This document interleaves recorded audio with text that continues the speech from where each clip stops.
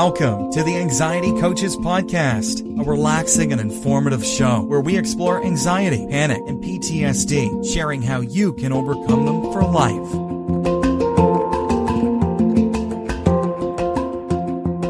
Aloha! Welcome back to the Anxiety Coaches Podcast. I'm your host and coach, Gina Ryan, and I am so happy to be with you again today as together we can consider the many ways to bring your mind and body back to its natural peace and calm. In today's episode, I'm talking about you actually knowing your happiness and anxiety triggers and how knowing them can improve your life. If you've listened to the show here and there, you are probably aware of what a lot of anxiety triggers are. You may also be well aware of what your anxiety triggers are. But then there are people who may not know, so I want to be sure to cover everything today. And I want to start with the negative side because I want to end the show with the positive happiness triggers, leaving you upbeat, right? So anxiety triggers can vary from person to person, and you're going to have your own laundry list of anxiety triggers, and you are probably going to have some crossover with some people you know or some triggers I've talked about here on the show. And then some things you're not going to be familiar with. And that's wonderful. You don't need to have all of them. And you may not have any that I'm going to talk about. You may have your own very unique things that trigger your stress or trigger your anxiety or trigger your panic. But let's talk about some common triggers. The first one is social situations. This can include things like public speaking, meeting new people, attending parties, having to speak at an office meeting or event. And it may not be as big as public speaking, but even just having to give your 2 cents or your opinion at a meeting can cause people to feel nervous. That's not unusual at all. So if that's you, don't feel like you're alone. The second one is performance pressure. And this could be to perform well in school or at work or to meet the expectations that are set by your work or your boss or your family, your school, to be getting particular grades to keep a certain level. And this can be expectations that you set yourself to perform, and you have set a pressure on yourself. The third area is health concerns. Now, this is super common. You could have fears of illness. You could have fears of medical procedures. You could have white coat syndrome, which is you just showing up in the doctor's office and you're nervous and you have been triggered, which will make some of the things the doctor is looking at to see if you're okay, such as your blood pressure, it may cause that to rise. It may also cause you to have a higher reading on your blood glucose because stress itself can cause your blood sugar to rise. So, health concerns, fear of illness, medical procedures, or the possibility of having a medical condition. This is a major area of triggers for many people. The next one are financial stresses, worries about money, debt, and financial stability, which is very much on the rise. I am hearing more about financial stress these days. The fifth one is relationship issues. You could be having triggers around conflict or uncertainty in romantic relationships, family dynamics, or friendships. It can be enough to send the heart palpitating, the palms sweating, or just the mind racing with the what ifs. We all have a different way that we feel our anxiety triggered. The seventh area I have listed here are environmental factors. Loud noises, bright lights, crowds can be overwhelming for so many people, and it can be triggering your stress and anxiety. So don't count that out. This is super common. The eighth one I have listed is life changes. Major life events can be an anxiety trigger. It is so stressful to be doing things such as moving, changing jobs, or the loss of a loved one or a pet can trigger anxiety. These are very stressful life changes. It's important to remember that everyone's anxiety triggers can be different. And it's important to identify your own triggers so that you can manage your anxiety. Don't be afraid to pinpoint these. Maybe make a list of them in your journal so that you can remind yourself you're not crazy. There isn't something dreadfully wrong with you. These are just areas that you are highly sensitive to and are easily triggered into stress and anxiety. It's important to also know what makes us happy in life. What are some triggers that bring us happiness, peace, calm, joy, gratitude? Knowing our happiness triggers is important because it can help us to create and maintain positive emotional states in our life. And we are doing this on purpose. We can do this. It's like an antidote to the anxiety triggers. By identifying things such as people, places, things, and activities that make us happy, we can begin to make a conscious effort to incorporate more of these things into our lives on a daily routine, or avoid or minimize the things that bring us down or cause us stress. So that's why it's good to know both sides. We want to add more of the happiness triggers and try to find ways to tamp down the anxiety triggers by getting better at doing the social situations or the performance pressure, or identifying our health concerns, right?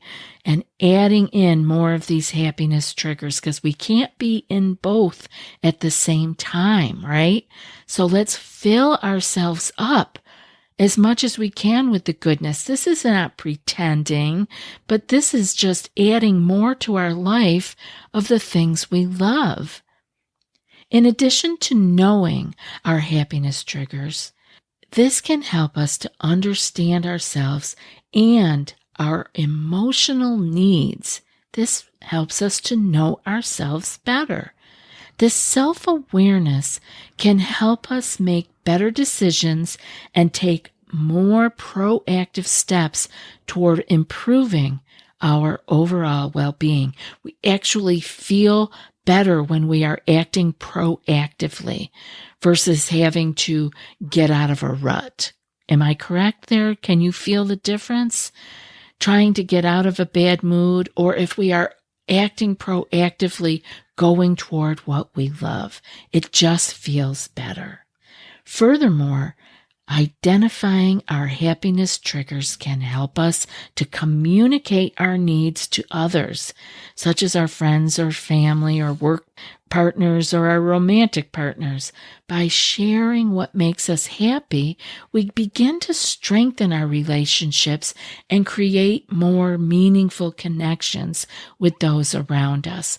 This can really ease some of those social situations that we may have been feeling anxiously triggered in. When we are able to find what makes us happy and be with those who make us happy and communicate our needs to them, we get good at that, and it helps us in the more stressful situations. Knowing our happiness triggers can help us lead a more fulfilling and satisfying life, and it gives us a greater sense of purpose and joy. So let's talk about what could be some happiness triggers. These can vary, of course, just like our negative, stressful, anxiety triggers. These happiness triggers are going to vary from person to person. But some common happiness triggers include social connections, spending time with loved ones, having meaningful conversations, or engaging in other activities with people that uplift you. Physical activity, exercise, sports, any physical activity that gets your blood flowing and can release those endorphins and improve your mood. And if you like this particular activity more than another one, do the one you like. Make sure you get that one in there, not just the thing you think you have to do. Achievements. It feels good to accomplish goals and reaching milestones or receiving recognition for the great efforts that we've put out in life. It feels satisfying and brings us happiness. Also, music. Listening to music that you love, singing, playing a musical instrument can be a real mood booster. Spending time in nature, such as going for a hike or a walk in a park, can reduce stress and improve your mood. And of course, it wouldn't be complete if I didn't mention gratitude. Focusing on the positive aspects of your life, practicing gratitude, or expressing appreciation toward others can increase your feelings of happiness, and you'll begin to see where your happiness triggers are. Creativity. Engaging in creative activities such as painting or writing or cooking, making music, can all be a source of joy and fulfillment. And relaxation. Of course, we have to take time to relax, to unwind, and we do this on purpose to engage in self-care activities such as taking a bath, getting a massage, practicing mindfulness. These can all reduce stress and promote happiness. How about some of life's super simple pleasures like a hot cup of your favorite decaf or herbal tea? Moving your body in any way, shape, or form. Just stretching. Enjoying a sunny day. Lighting your favorite candle. Enjoying crisp, clean sheets. Or maybe warm, soft flannel sheets, however you love them. Make that a point to have them. Your favorite meal, a hug, your favorite music or song playing in the background, or giving or receiving an act of kindness. It's important to remember that happiness triggers can be unique to each individual. We each like different things, so it's important to identify your own triggers and prioritize activities that bring you joy and fulfillment. How often do we plug along through life, just doing what has to be done and being on the lookout for our anxiety triggers? We have forgotten to add in the things that bring us happiness and joy. And the more we add those in, the less we have to be on the lookout for the anxiety ones. We tend to get more of what we focus on. We get more of what we focus on because our thoughts and actions influence our perceptions and our behaviors. When we focus on something, we're more likely to notice it and interpret events in a way that confirms our beliefs and our expectations. As an example, if we focus on negative events or outcomes, we may interpret neutral or positive events as negative or reinforce negative beliefs about ourselves and the world around us. This can lead to a negative feedback loop where we focus on negative things, leading to more negative experiences.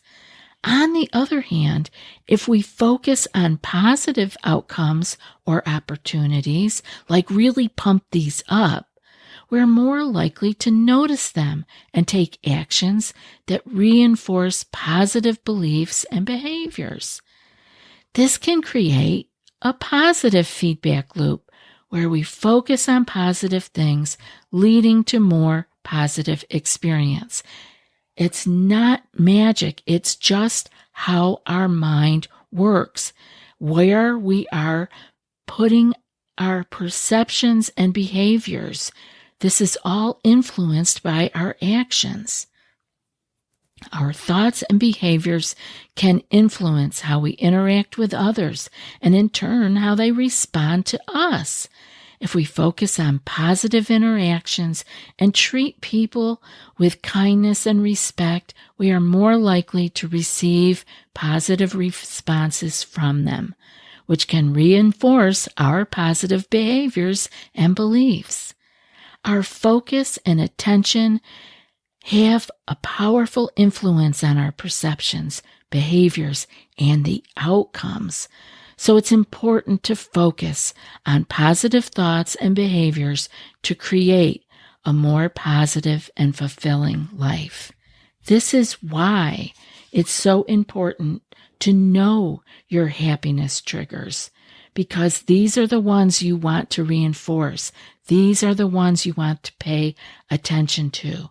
Believe me, we can't be doing both positive happiness feelings and anxiety, stress feelings at the same time. So, when you have the opportunity, pay attention to your happiness triggers. I hope this show was helpful for you, and I hope that if you know somebody who could benefit by listening to what we're talking about here at ACP, that you will share the show with them. It's the way the show grows and keeps going. And now for today's quote. You are the sum total of everything you've ever seen, heard, eaten, smelled, been told, forgot. It's all there. Everything influences each of us. And because of that, I try to make sure that my experiences are positive. And that's from Maya Angelou. I'll be back in a few more days with another podcast.